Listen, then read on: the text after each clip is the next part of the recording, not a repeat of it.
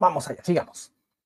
Aristóteles habla de un primer motor, Platón de ese uno que equipara al bien del que todo emana, Anaximandro tras de Mileto. Es decir, es un tema común en la filosofía antigua, previa al cristianismo. Es más, la revelación en múltiples culturas también lleva una concepción similar, más allá de los millones de creyentes en la actualidad, sea por convicción, sea por fe, sea por sentimiento, es algo que no se puede negar. Así que esto no es una pregunta absurda, en absoluto. Pero hoy, 500 años después de que ilustres pensadores crearan la revolución científica, tenemos un nuevo mecanismo para poner a prueba esta pregunta y poder así dirimir, ¿existe o no existe Dios? Esa herramienta, lo has adivinado, es la ciencia. Sí, dentro del ámbito científico podemos tomar la existencia de un ser superior como una hipótesis y aplicar a ello el método científico. ¿Tú qué opinas sobre esto que acaba de decir? Porque a mí eso es extremadamente polémico, ¿eh? Sí, ¿Tú sí, qué es lo que eso opinas? me parece muy cuestionable. Es más, yo diría que no es así de ninguna manera. Pero claro, yo entiendo por qué Santolaya lo plantea. Porque ese es el planteo del libro que él va a criticar. O sea, el libro que él va a criticar, como se ve en el video largo, no en este corto, sino en el largo que hizo con Enrique, de entrada, bueno, primero hace una cierta descripción de la historia de la ciencia que es un poco cuestionable, y eso es algo que a Santolaya le molestó y a Enrique también, y les parece innecesario, ¿no? Plantea como una curva por la cual la historia de la ciencia habría ido desde lo espiritual hacia lo terrenal, hacia lo materialista, y después otra vez empieza ahora a ascender nuevamente hacia lo espiritual, que como todo esquema histórico, así apresurado, es exagerado, y aparte incluye dentro de los científicos que supuestamente habrían hecho ese proceso, algunos que uno dudaría hasta de calificarlos como tales, ¿no? Sobre todo si una duda de que las ciencias humanas sean ciencias, como por ejemplo incluye ahí a Freud, que claramente era un pensador ateo, ¿no? Declaradamente. Incluye a Darwin, que no lo era, o por lo menos no era explícitamente, o era más bien agnóstico. En fin, y la verdad es que no queda claro que ese esquema sea muy adecuado a lo que históricamente conocemos que ha pasado en la historia del conocimiento científico, ¿no? Quizá en algún momento podamos volver sobre ese tema, pero es un tema muy puntual, ¿no? El tema de la historia de la ciencia y cómo en cada pensador, en cada científico en particular, influía o no la presuposición de la existencia de Dios y cómo afectaba la manera en que formulaba sus hipótesis acerca del funcionamiento de la naturaleza, ¿no?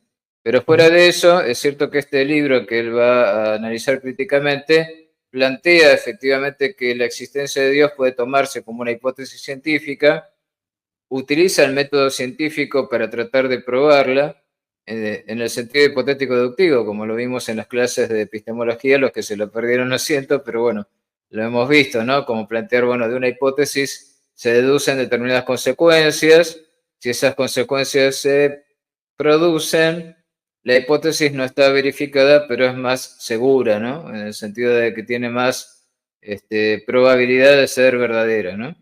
Y bueno, así es como lo plantea el libro, por eso entiendo que él diga, bueno, podemos plantear que la idea de Dios sea una hipótesis, o la existencia de Dios, mejor dicho, no sea una hipótesis científicamente contrastable. Pero de todas maneras yo diría que no, ¿no? No es un tema de ciencia. La ciencia en todo caso puede dar indicios, ¿no? A partir de sus descubrimientos, o puede tener esa idea como una idea regulativa, ¿no? Como decía Kant, que es lo que mencioné antes. Pero prueba en sentido estricto no creo, o sea, eso es más una cuestión de la filosofía natural, la teología, y no me parece que el ámbito de la ciencia vaya dirigido hacia ello.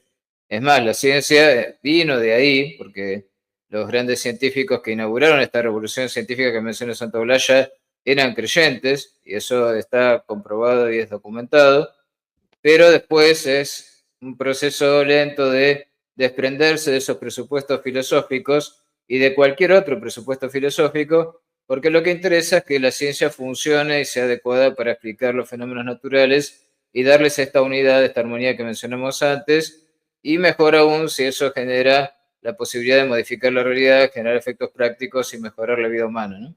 La vida terrenal, ¿no? Porque no se ocupa de la vida celestial la tecnología. Entonces, yo diría que no, en realidad no la podemos tomar como una hipótesis científica contrastable. Sí, bueno, tenemos las vías tomistas, tenemos el argumento ontológico, ¿no? Que a veces ha sido rechazado, otras veces ha sido aceptado, reformulado, pero son argumentaciones filosóficas, no argumentaciones de carácter científico. Ahora, el tema me parece va más por el lado de si la ciencia en su desarrollo actual apoya más o apoya menos la idea de un creador inteligente y voluntario, ¿no? Ujú, claro, sí, y ahí en ese sentido, pues claro, uno podría usar a la ciencia, ¿no? Para esto. Bueno, que para empezar también habría que ver, o sea, ciencia también en qué sentido, ¿no? Obviamente nosotros nos referimos más que nada a lo que son los ámbitos de las ciencias próximas o ciencias duras, ¿no? En este caso, pues estaríamos hablando justamente a lo largo del video, se va a hablar, no se va a tocar lo que es la biología, lo que es la química, ¿no? Sino que más que nada es desde una perspectiva más que nada de lo que sería un físico, un astrofísico, ¿no? En todo caso, un cosmólogo también. Claro. Entonces, y por ese lado, entonces uno, al menos yo diría, ¿no? Lo primero es que hay que recordar cuál es el objeto material y también el objeto formal, o sea, el aspecto desde el cual se aborda al objeto material del cosmólogo, del físico, del astrofísico, que es la materia como tal. Entonces, dado que el objeto material es la materia y Dios, en cuanto Dios debería ser, a menos que se quiera, digamos, apelar a un tipo de panteísmo, ¿no? Donde el universo sería Dios y por lo tanto la materia sería Dios, no, pues en este caso, si es que se quiere tratar de ver, de considerar si la ciencia puede demostrar o no la existencia de un tipo de Dios inmaterial, como por ejemplo el que se postula en este libro que él va a criticar en este video, pues entonces la ciencia no lo puede hacer, porque obviamente se escapa a su objeto propio de estudio, ¿no? Su objeto principal o material.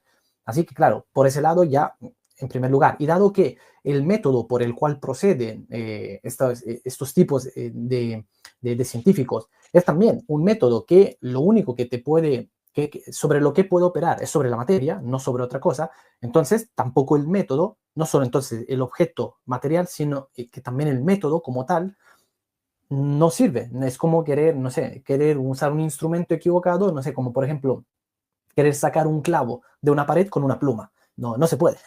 Para sacar un clavo de una pared se tiene que usar otra cosa. O sería como querer analizar las estrellas con un microscopio. Tampoco se puede. O sea, el instrumento como tal, el método, ¿no? El modo análogo, es erróneo. Entonces, yo siempre también digo que como tal, en todo caso, la ciencia actual lo que puede hacer es apoyar, en cierto modo, una conclusión u otra conclusión, pero el apoyar no es de por sí una demostración, un modo de probar ni nada por el estilo, porque justamente se dedica la ciencia a otra cosa, como tú ya bien lo has dicho,